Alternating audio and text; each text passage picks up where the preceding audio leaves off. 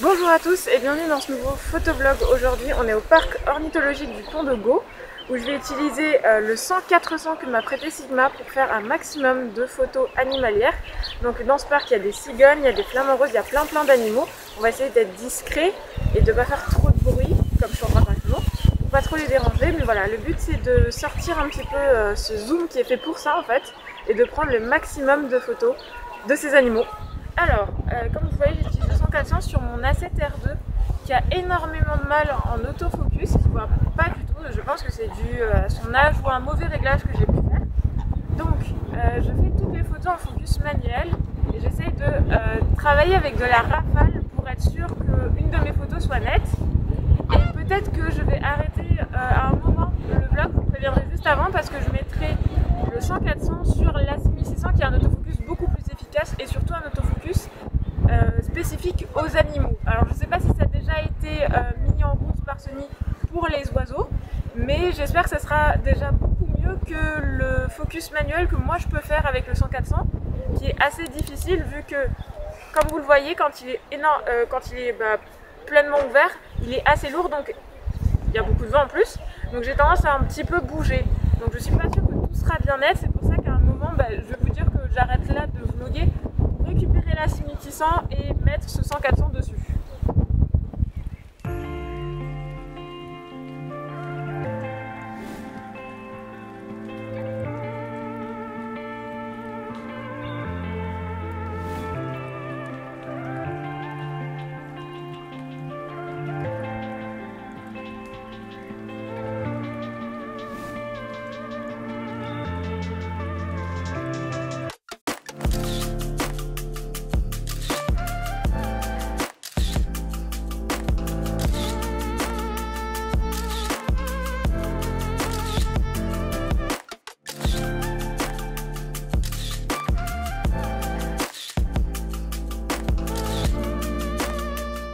Alors, petite conclusion dans le studio, parce que le jour du tournage, il y avait juste énormément de vent. J'ai essayé de faire ce que je pouvais pour attraper ça dans Final Cut, mais je suis pas sûre que le son soit de grande qualité.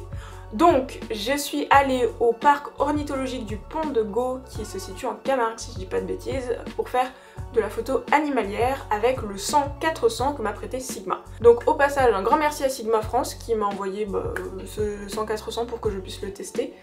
C'est la première fois que j'utilise un zoom aussi puissant, hein. Le plus gros zoom que j'ai eu entre les mains c'est le 28-75 f2.8 de chez Tamron et le 28-70 de chez Sigma, donc bon, c'est pas on va dire du zoom typé animalier hein, quand même.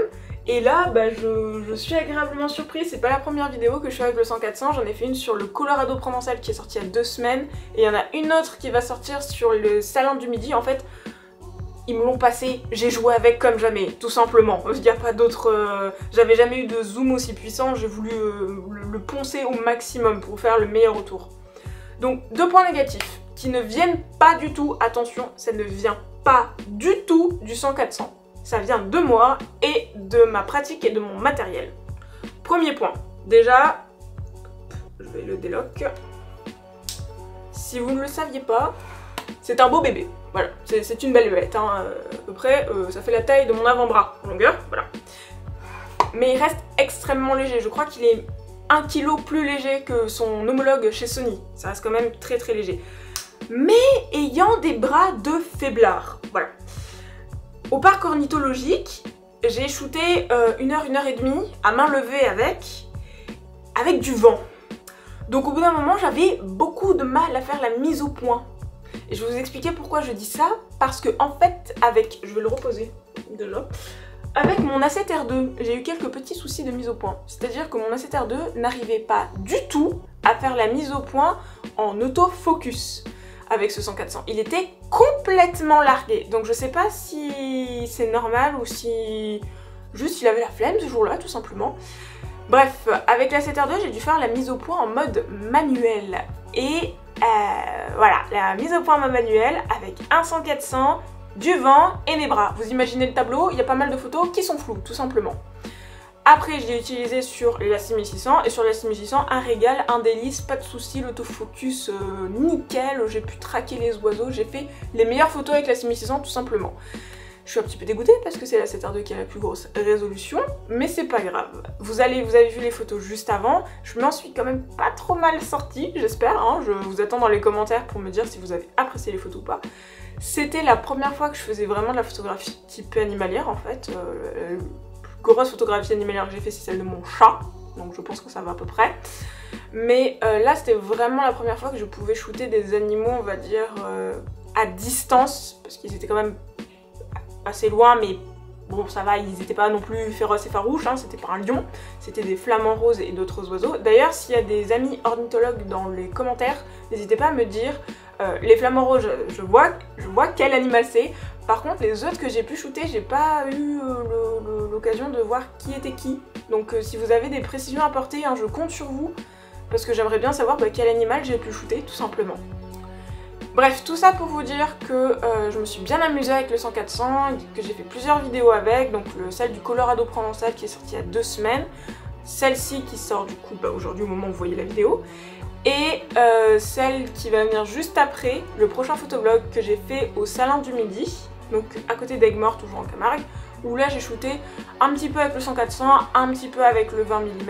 C'était vraiment hyper cool. Seul problème, la mise au point manuelle avec les 7R2, vraiment j'étais pas prête à être comme ça, tourner en même temps la molette et le vent, surtout le vent et mes bras, enfin un combo non gagnant, hein, voilà, disons-le. Donc si vous avez un A7R2, peut-être que je vous dirais ne prenez pas un 100-400. Voilà, si vous avez un appareil assez récent, hein, qui a un autofocus assez récent, qui puisse supporter la 7R2, enfin qui puisse supporter le 100-400 contrairement à la 7R2, allez-y, parce que juste, enfin, il est cool en fait, il est hyper cool. J'ai même filmé quelques plans avec le 100-400, hein, que je vous ai mis aussi au début.